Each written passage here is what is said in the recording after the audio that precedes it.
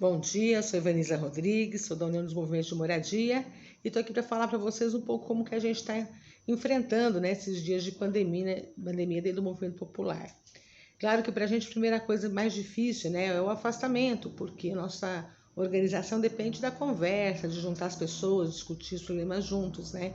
Mas nesse momento não é possível, então a gente está viabilizando a nossa forma de se comunicar com as famílias, de ouvir as famílias, seja pelas lideranças locais que estão nas comunidades, seja por meio de ferramenta virtual, mas para a gente estar presente nesse dia a dia também tão difícil que as famílias estão vivendo. É muito importante, né, que as pessoas recebam, né, também o apoio necessário para poder ficar em casa, para poder, os que precisam sair, terem respostas para as coisas que, claro, amedrontam, deixam a gente inseguro, né, diante de uma coisa tão diferente, tão nova como essa pandemia. Então, o primeiro trabalho que a gente tem feito foi o trabalho de comunicação, né, mandando informação com fonte segura, fazendo algumas orientações em linguagem popular, orientando como é que a cada momento, né, como é que é a questão do auxílio emergencial, como é que é a questão do isolamento, a questão do uso da máscara, cada uma coisa dessas a gente tem procurado informar as pessoas,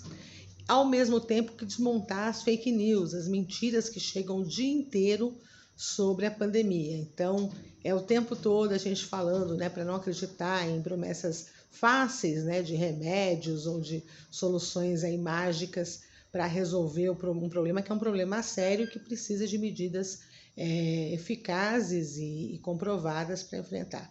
É muito difícil a gente enfrentar isso, porque muitas vezes vem revestido com a religião, vem revestido com caráter político, dizendo, por exemplo, na semana passada a gente teve que enfrentar a mentira de que as máscaras que estavam chegando pela prefeitura estavam contaminadas com o vírus vindo da China. Vocês imaginam que loucura que é isso, né? E a gente, ao mesmo tempo, desmontando essas mentiras, mostrando com informações checadas, com informações fortes, né, de que as pessoas não devem acreditar nisso. Uma terceira coisa tem sido também a gente apoiar as famílias em maior necessidade, identificando quem perdeu o emprego, quem perdeu a fonte de renda, quem tem alguma dificuldade específica de saúde ou de deficientes na família, idosos, e chegando com algumas doações para essas famílias. Claro que a demanda é muito maior do que a gente tem capacidade de mobilizar, seja por meio de doações que a gente consegue na rede de solidariedade, seja agora do programa da prefeitura, a gente tem muito menos, né, recebe muito menos do que a gente tem de demanda, mas tentando, de uma certa forma, com esse contato que tem na comunidade, fazer chegar quem mais precisa. E aí a gente entra numa questão importante, porque, na verdade, essa pandemia está demonstrando algumas coisas. Uma delas é que o poder público não conhece a população mais pobre, não conhece as periferias, não conhece a forma de organização dos territórios e não sabe nem como chegar lá. Então, a importância da valorização dos líderes comunitários, das organizações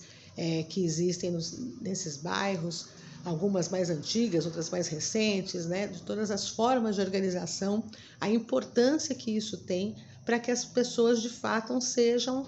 ouvidas, entendidas e que chegue até elas algum tipo de apoio.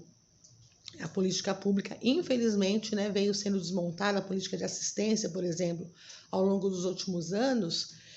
fazendo que, por exemplo, o CAD único, que deveria ser o cadastro único, né, não chega a uma grande parte das pessoas, como a gente viu nessa história do auxílio emergencial.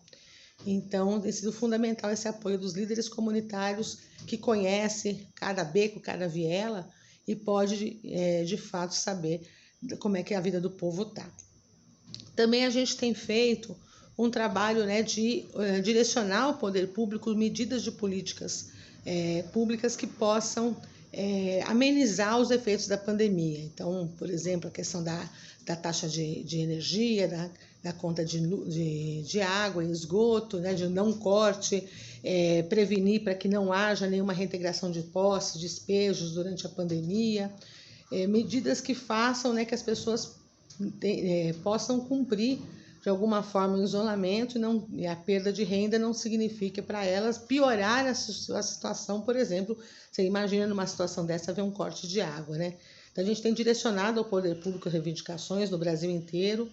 e também no caso nosso, que trabalhamos com a questão da moradia, para que as pessoas que não consigam pagar as prestações quanto dure esse período não sejam penalizadas também. Até esse momento nós não tivemos resposta da maioria das instâncias de governo sobre isso. E também a gente tem um quarto eixo, né, é a defesa das políticas públicas de caráter mais geral, né? É curioso, né, que no momento em que há pouco tempo atrás, né, havia gente que ousava dizer que o SUS era inviável, que era preciso cortar investimentos, que era preciso cortar a universalidade do direito, agora percebe qual a importância, né, do Sistema Único de Saúde e de outras políticas públicas para que o país possa enfrentar essa situação.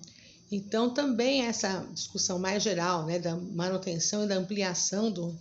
fortalecimento do SUS, do fortalecimento do SUAS, né, o Sistema Único de Assistência Social, da Política Nacional de Habitação, é fundamental para a gente ter uma resposta real para a pandemia e para o pós-pandemia, que também nos preocupa muito a situação que essas famílias vão ficar. Então, as falácias, né, de Estado mínimo, de propostas neoliberais de diminuição do Estado, se mostram absolutamente absurdas, né? Quando, ao contrário, nós vamos precisar de um Estado forte e que funcione para chegar nos mais pobres. Então, também tem sido uma das lutas importantes que os movimentos têm feito.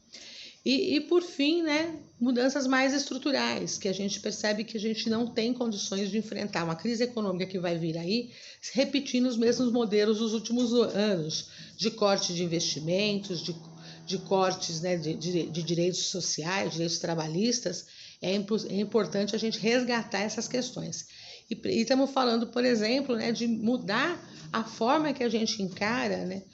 os próprios tributos públicos. Então, a gente está numa campanha junto com a Frente Brasil Popular pela taxação das grandes fortunas, como forma também de a gente direcionar os recursos da sociedade, que pertencem à sociedade, para chegar àqueles que mais precisam. Então, desde a distribuição da cesta básica, né, até medidas de mais amplo espectro, acho que é esse o papel que o movimento popular está tendo nessa pandemia. Um abraço para vocês e até breve.